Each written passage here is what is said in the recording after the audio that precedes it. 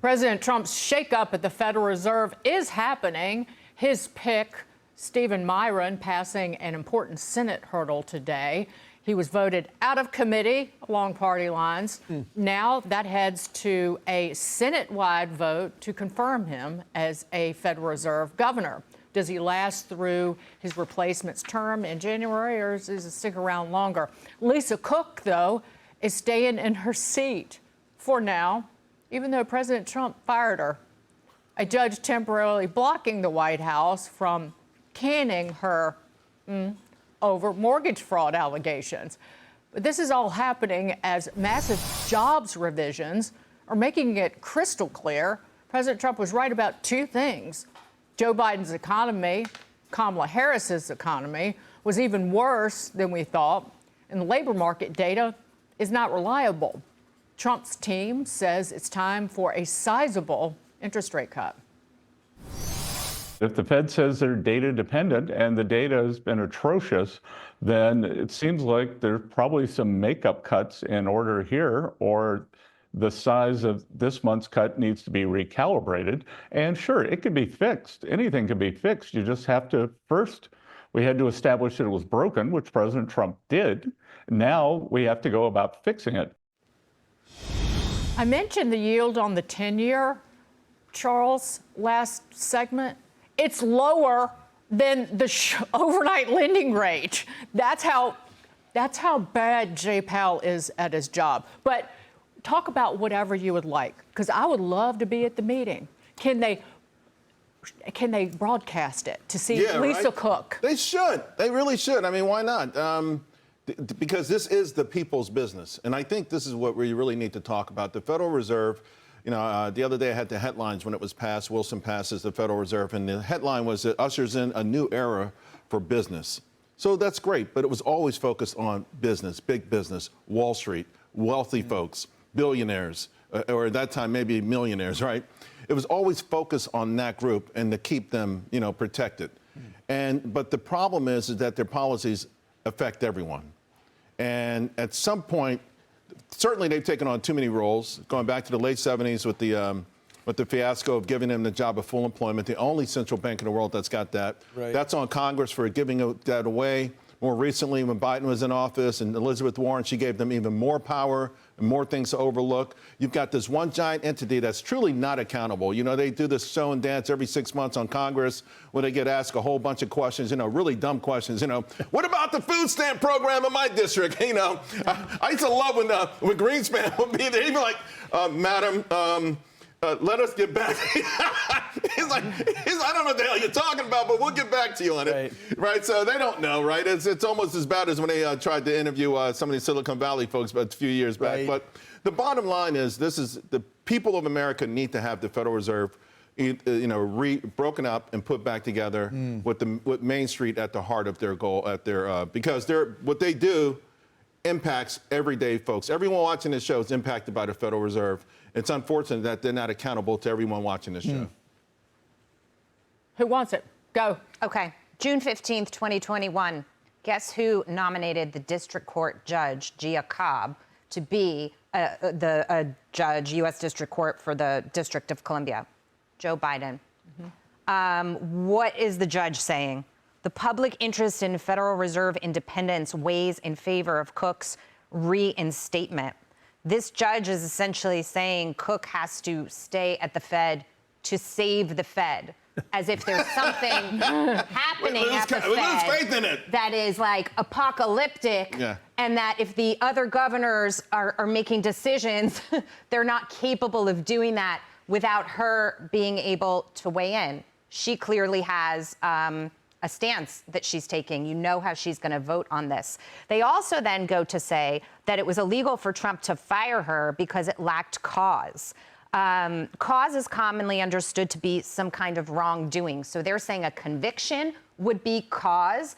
Others would say, and it's my understanding in any other job you have in the United States pretty much, for example, if your company finds out that you're being investigated for fraud or that there are DOJ charges on fraud, that you probably would be suspended or fired. So the Trump administration has said this is not the last word on this, and I'm sure that it's not the last word on it, but she does plan to show up next week and be there and vote. And save the Fed. And save the Fed. She's going to save the Fed. You know, what does it take for cause these days? I'm not a lawyer. I'm not sure, but let me just say one thing. Okay? Listen, because we had 3 Fed officials leave under Biden for a insider trading conspiracy. Rosengren, Kaplan, and Clarida. Right. And then Powell was able to Biden was able to put all these folks in those jobs, including Cook, who was pushed by Elizabeth Warren and Sherrod Brown, mostly under race, saying, hey, you don't have a black woman in there. Elizabeth Warren actually embarrassed the hell out of Janet Yellen in D.C. by saying, how come you always nominate white Fed governors? So the fix was in the whole time. But here's the thing. Those folks left because they understood the Fed was bigger than them. And if Lisa Cook thought the Federal Reserve, and if this judge thought the Federal Reserve was bigger than Lisa Cook, she would have gone the other way. That's interesting. Amen to that. Well, you talk about the bigness of the Fed, and you mentioned this just a second ago, but to me, that's the underlying problem with the Fed and the wisdom of a Myron and a Bessent in particular is they want to shrink this thing down in terms of its influence. It does touch every American. But I would say too much, actually. It's too involved in everyone's lives right now. And I think the reason Lisa Cook really doesn't want to resign is because she loves being in one of the most powerful positions, unjustly powerful positions in our economy. And her backers love the same thing, that she's in that role. So it needs to shrink. And the president, I'll say this again, the president's not taking control of the Fed. The president is saying the Fed needs to take control of itself and get back to its knitting, and he wants people there who will help them do that. And Stephen Myron, I think, is one of those. And I think Scott Bessent is one of those, and he's doing it kind of from the sidelines of Treasury right now. Who knows where he'll be? I don't believe them, though.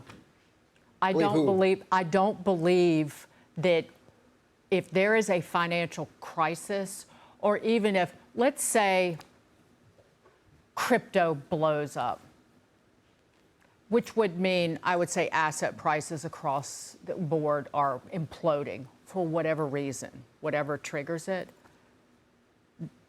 This new Fed, this smaller Fed with fewer powers, the Trump administration isn't going to cry to the high heavens for the Fed to intervene and do something by blowing out its balance sheet yet again. I don't buy that. So the bailout Fed never goes away? No, because everybody, it's like, well, it's Trump's bailout, and then it's the next guy's bailout.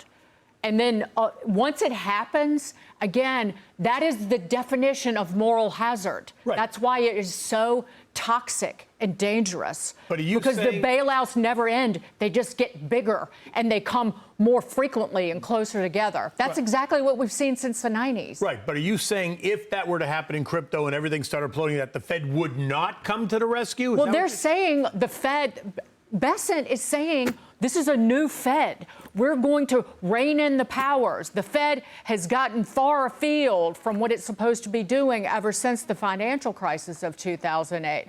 And in essence, that it's not going to do what it's done since 08. Well, I say if the assets explode and blow up and the rich people that the Fed enriched lose money, there are going to be a lot of loud mouths in the White House right now crying for At least help. He's saying, let's not do that. I mean, you might be right. He might do that. But for the first time in my lifetime, somebody's saying, let's not do that. Let's shrink the thing.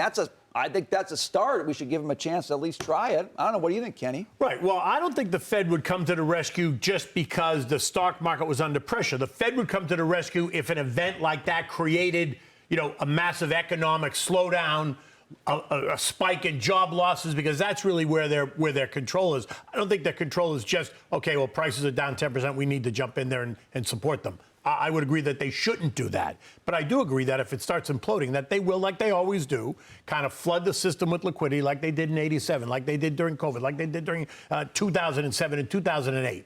I think that is part of the role of the Fed. But they're inextricably linked. Well- It's not just assets deflating.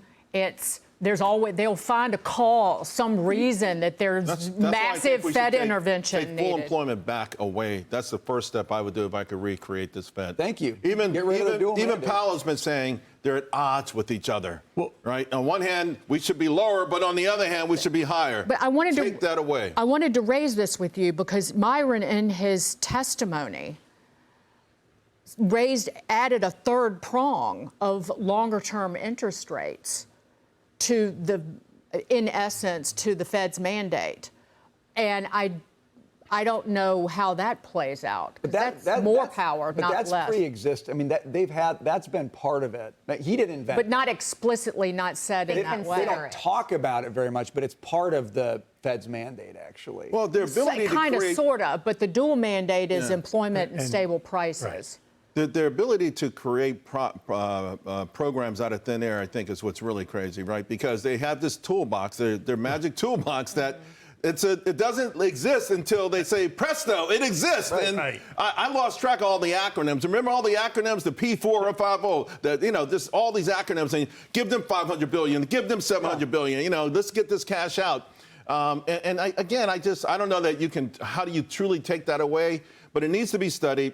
I will say that this paper that Besson wrote, this 10-page paper, is really fascinating. Everyone should go read it. One part in there, he actually quotes a progressive economist with respect to this. The Fed's policy, socialism for investors, capitalism for everyone else. Now, remember, at the heart of capitalism is creative destruction. Yep. Right? So we live with our mistakes, and if someone's got a better mousetrap than you, but when it comes to the stock market, particularly the big banks, they have, someone mentioned the moral hazard. There is no real true moral hazard on Wall Street. Not for J.P. Morgan. No. Not for Goldman Sachs. It's and fair. so the people watching the show, though, if they lose their shirt on the next hot stock that doesn't work out, no one's coming to the rescue. Right. And I said this yesterday, the closer to the spigot, and I mean the central bank's money spigot you are, The Cantillon you're effect. fine. You are fine. That's You the Cantillon effect. Yep. Check it out. See, this is why you have to watch Can't tell Making you. Money with Charles Payne coming up 2 p.m. The American Dream, more like the American Pipe Dream. We're going to tell you just how much it will cost you. Please have a seat. Go maybe pour a drink. It's past noon. Stay with us.